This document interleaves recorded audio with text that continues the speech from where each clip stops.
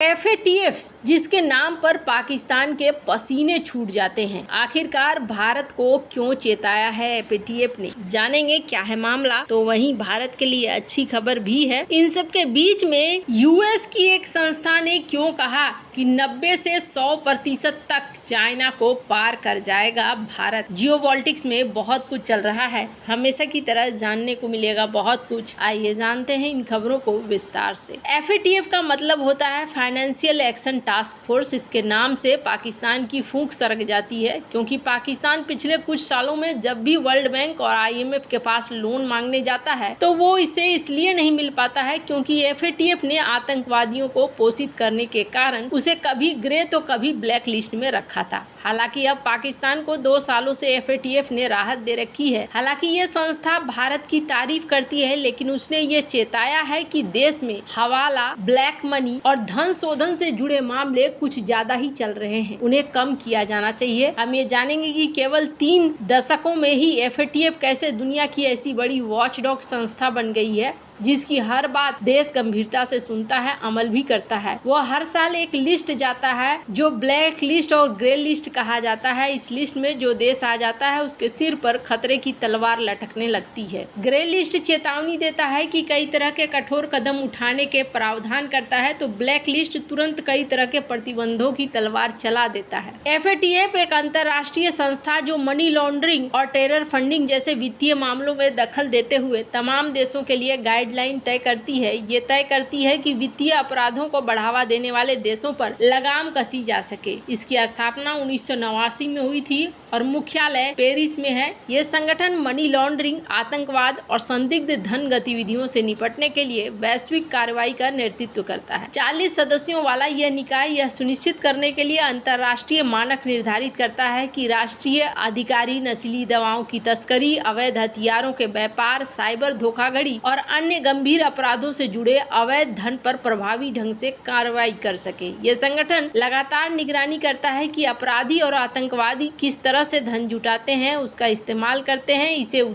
इधर से उधर ले जाते हैं। हालांकि यहाँ पर अब कई सारी चीजें देखने को मिल रही है जहाँ पर भारत को फायदा भी होता हुआ दिख रहा है। दुनिया भर में आतंकी फंडिंग और मनी लॉन्ड्रिंग पर निगरानी रखने वाली इस संस्था ने कहा है कि इस्लामिक स्टेट और अलकायदा जैसे आतंकी संगठनों से भारत को सचेत किया है। एफएटीएफ के अनुसार आतंकवाद और विदेशी फंडिंग में मोदी सरकार की सख्ती से आईएसआईएस और अलकायदा से जुड़े तमाम आतंकी संगठन और चरमपंथी भारत को उखाड़ फेंकना चाहते हैं, मगर मोदी की सख्त कार्रवाई से ऐसा नहीं हो पा रहा है। लिहाजा एफएटीएफ ने भारत को ऐसे आतंकी और चरमपंथी संगठनों से सतर्क करते हुए आतंकवादियों के खिलाफ मोदी सरकार के सख्त कार्रवाई की सराहना भी की है। एफएटीएफ ने कहा कि भारत को सबसे ज्यादा खतरा जम्मू कश्मीर में सक्रिय इस्लामिक स्टेट और अलकायदा से जुड़े आतंकी समूहों से है। इन संगठनों से उसे आतंकी खतरे का सामना करना भी पड़ रहा है। अभी ये आतंकी नेटवर्क भारत के खिलाफ कई बड़ी वारदातों को अंजाम देने के फिराक में है, लेकिन मोदी सरकार की सख्ती उनके आगे आड़े आ जाती है। एफएटीएफ ने ये टिप्पणी आतंक के वित्त पोषण और मनी लॉन्ड्रिंग में विरोधी व्यवस्था से निपटने पर जारी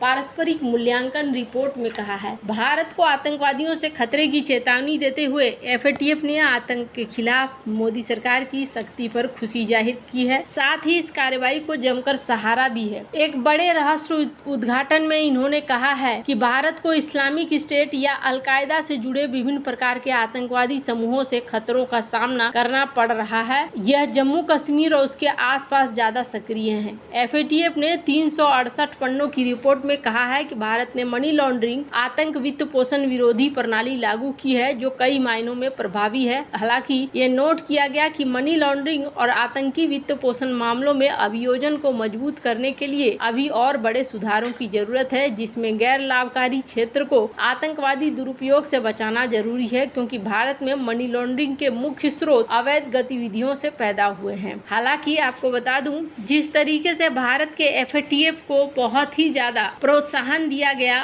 और कहा गया कि ये बहुत ही बढ़िया इन्होंने काम किया है। भारत की जो रिपोर्ट है वो रिपोर्ट काफी पॉजिटिव दी गई है। साथ ही साथ इसे रेगुलर फॉलोअप में रखा गया है।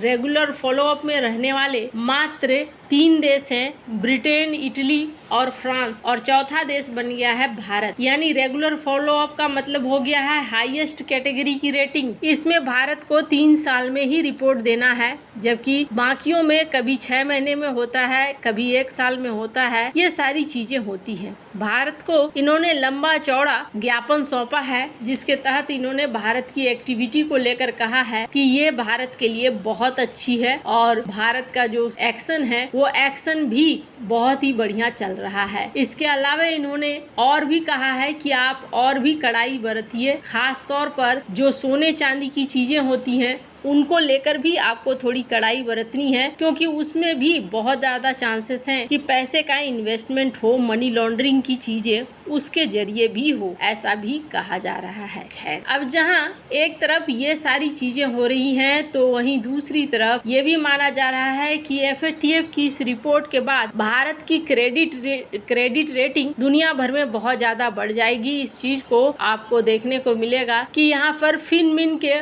ऑफिसर्स कह भी रहे हैं, और जाहिर तौर पर जब रेटिंग अच्छी होती है तो आपको बहुत अच्छा रिस्पॉन्स मिलना शुरू होता है। खैर, अब जहां एक तरफ ये सब कुछ चल रहा है, वहीं दूसरी तरफ एक रिपोर्ट ने यहाँ चाइना के लिए मुश्किलें खड़ी कर दी है। भारत को लेकर US चैम्बर्स ने ये रिपोर्ट जारी करी है। US चैम्बर्स का ये कहना है कि बस 10 साल और जहां चाइना खड़ा है उससे भारत का जो ग्रोथ रेट है, ये ग्रोथ रेट 90 से 100% तक ज्यादा हो जाएगा। इन्होंने कहा है कि इंडियन इकोनॉमी की फ्यूचर बहुत ही बढ़िया है। जिस तरीके से चल रहा है इंडियन इकोनॉमी, बहुत बढ़िया तरीके से ये आगे बढ़ रहे हैं। जॉन चैम्बर्स ने इस बात का खुलासा किया है। हालांकि आप चाइना को देखें तो चाइना में अभी मुसीबत का दौर खत्म नहीं हुआ है कि एक नई मुसीबत खड़ी हो गई। एक जापानी बच्चे को चाकू मार दिया गया। चूंकि चाइना में चाकूबाजी की घटना कई बार देखने को मिलती है और बच्चे को चाकू मारने के बाद स्थिति ये हो गई है कि जापानीज फार्म अब अपने स्टाफ को घर भेजने लगी है कि वो इस तरीके के माहौल में नहीं काम कर सकते हैं। और ये चीजें चाइना और जापान के रिलेशन के बीच में भी आ रही है। कहा जा रहा है कि जापान ने प्रश्न भी पूछा है कि आखिरकार आपने ऐसा क्यों होने दिया, और ये